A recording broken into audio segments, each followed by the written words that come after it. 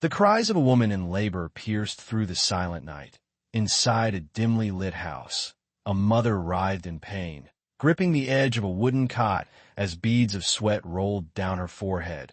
Her breathing was labored, her body weak, and yet the contractions came stronger with each passing moment. A midwife knelt beside her, whispering words of encouragement, but the agony was unbearable. The room was heavy with tension, and in her suffering, bitterness filled her heart. In that moment of despair, she uttered words that would shape the destiny of her child forever. Who was this woman? What pain did she endure that led her to curse her own child at birth?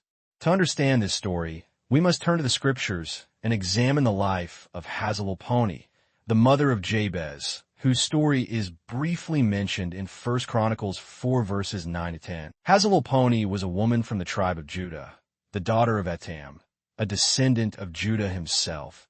Her lineage was strong, tracing back to one of the 12 sons of Jacob. Her father, Etam, was a man of renown, and her family was respected among their people, though the Bible does not provide many details about her mother. It is believed that she was part of a household that upheld the traditions and customs of Israel. As a woman living in ancient Israel, Hazelelponi's life was shaped by cultural expectations. In her time, a woman's worth was often measured by her ability to bear children, especially sons who would carry on the family name. Childbirth was both a blessing and a trial, bringing the possibility of joy but also the risk of great suffering. When Hazelelponi became pregnant, there was hope that the child she carried would bring honor to her family. But as the months passed, complications arose. The pregnancy was difficult, and when the time came for her to give birth, the labor was long and agonizing. The pain was unlike anything she had ever known, and with each contraction, she felt as though she was fighting a losing battle. In ancient Hebrew culture, names held deep significance. A child's name was not only an identity, but a prophecy, shaping the course of their life. As she lay on the brink of exhaustion, her body weak and her spirit drained, she spoke words that would follow her son for the rest of his life. She named him Jabez, saying, "Because I bore him in pain."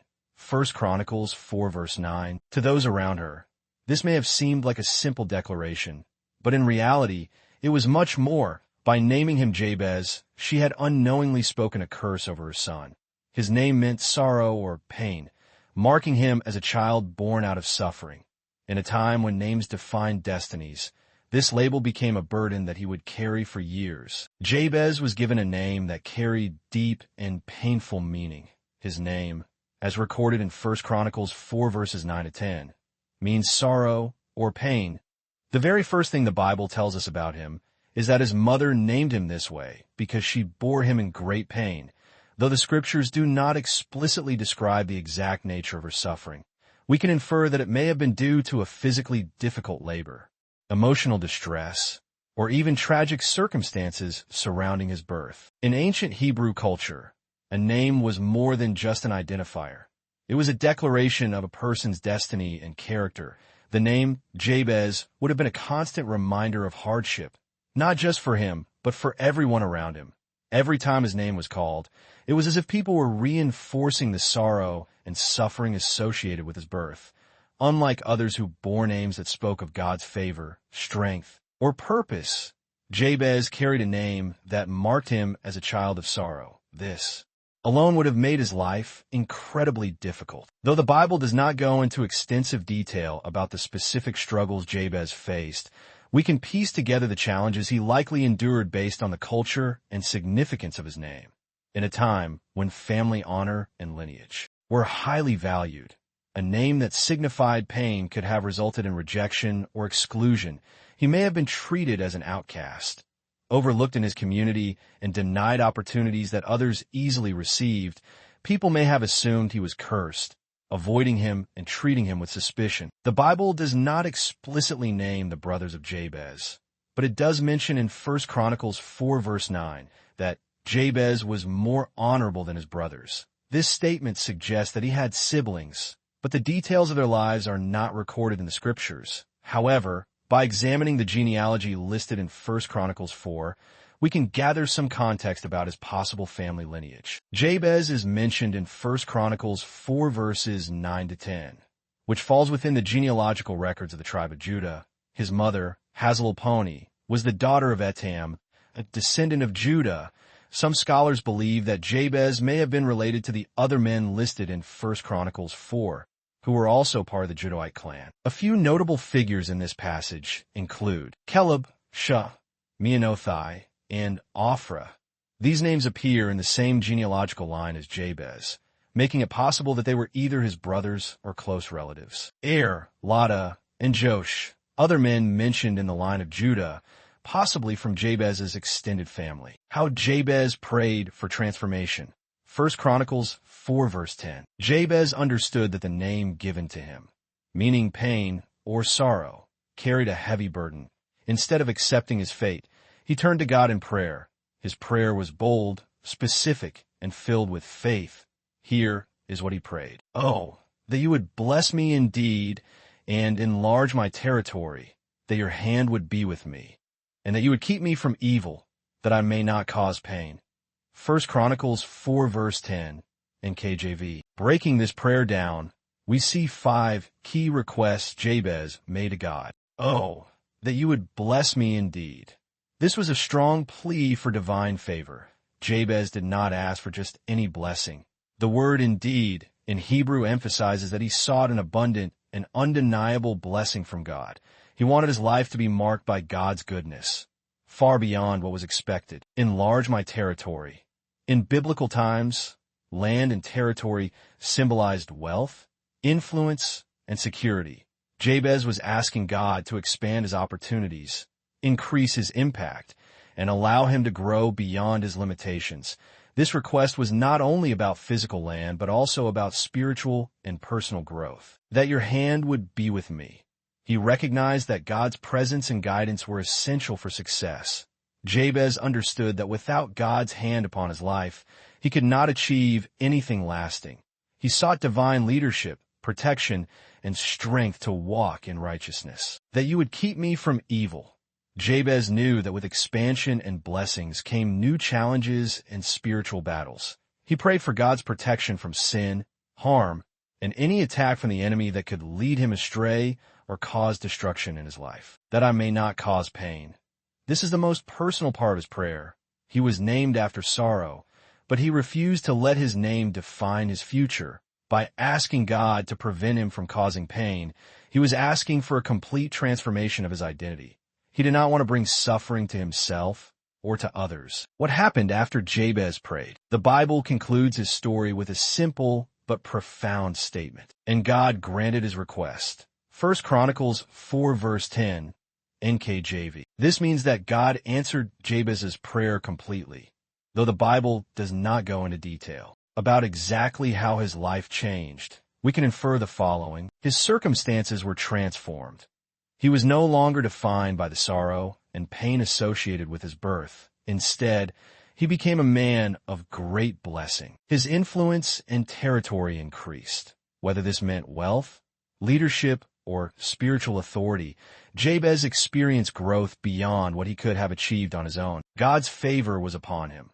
He was kept from evil, meaning he did not fall into destruction, temptation, or calamity. His life was marked by divine protection and prosperity in all that he did. He was honored above his brothers.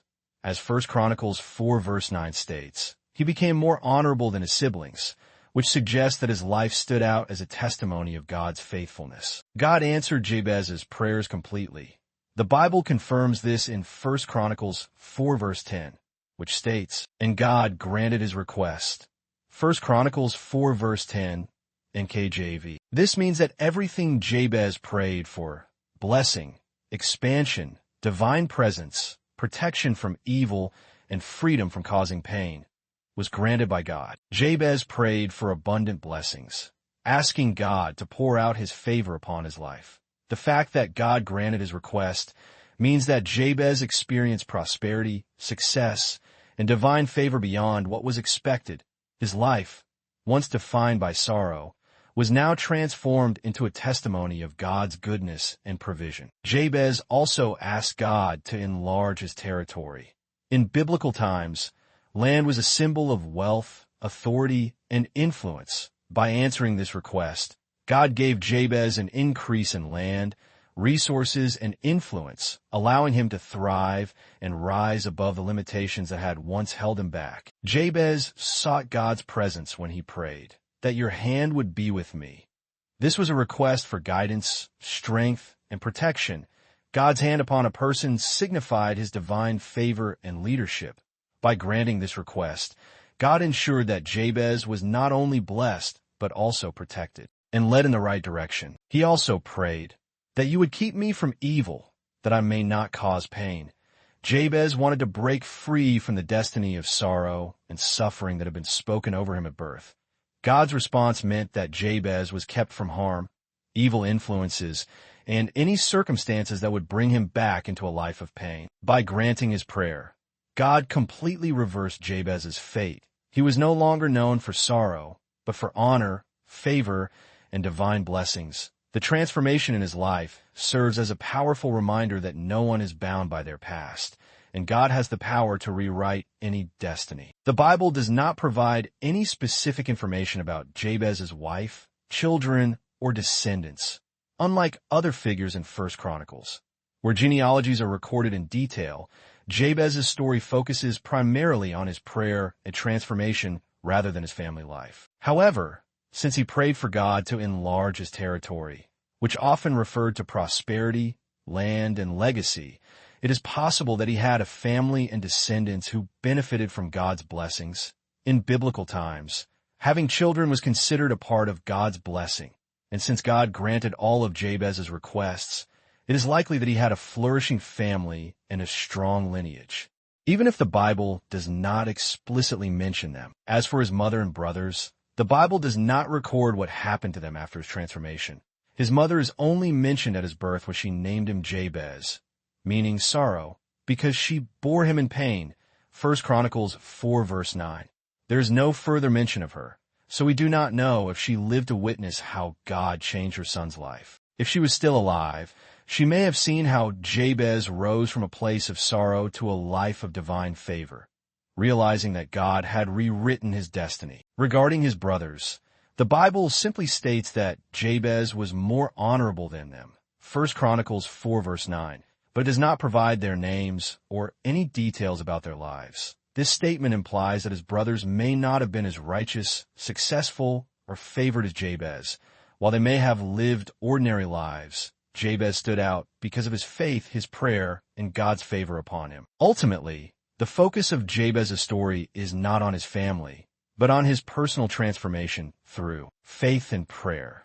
His legacy is remembered because of his boldness in seeking God's blessing and how God answered him, proving that no matter how a person starts in life, God has the power to change their story. In many cultures and societies today, the act of naming a child carries deep significance.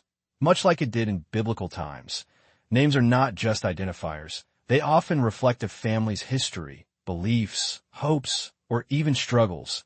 The story of Jabez serves as a powerful reminder of how a name can impact a person's destiny and how faith and prayer can bring transformation, regardless of one's beginning. In many traditions, parents name their children based on circumstances surrounding their birth.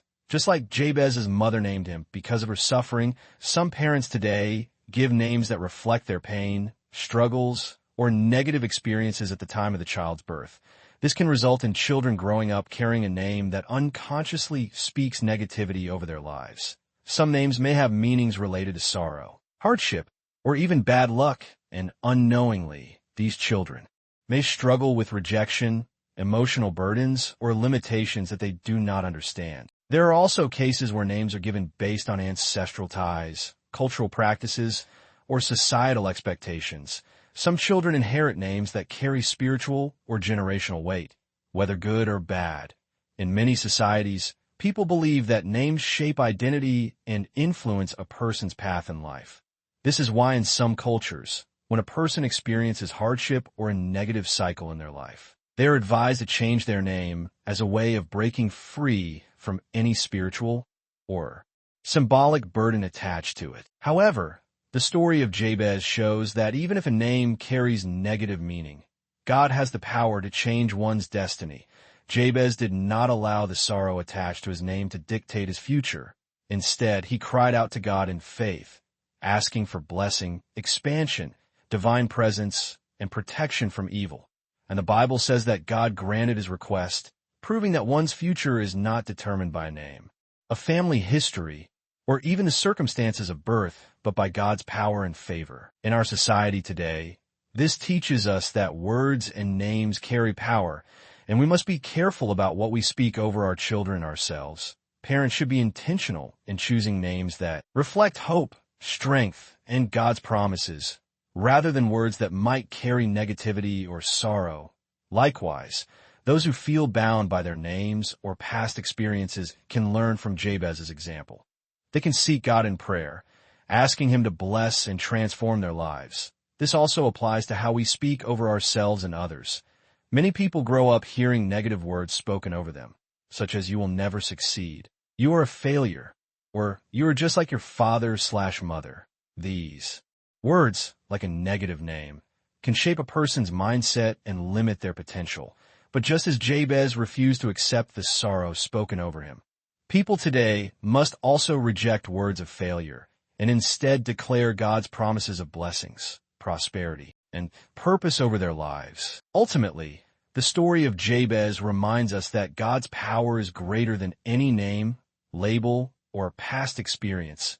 It is not where we come from that determines our destiny, but rather our faith, our prayers, and God's hand upon our lives. No matter what name, background, or struggle a person is born into, they can always call on God for transformation, and He is faithful to answer. If you have been encouraged by this message, remember that God is still in the business of changing lives. No matter what words have been spoken over you, no matter what you have faced, God's blessing, favor, and purpose are greater than any challenge.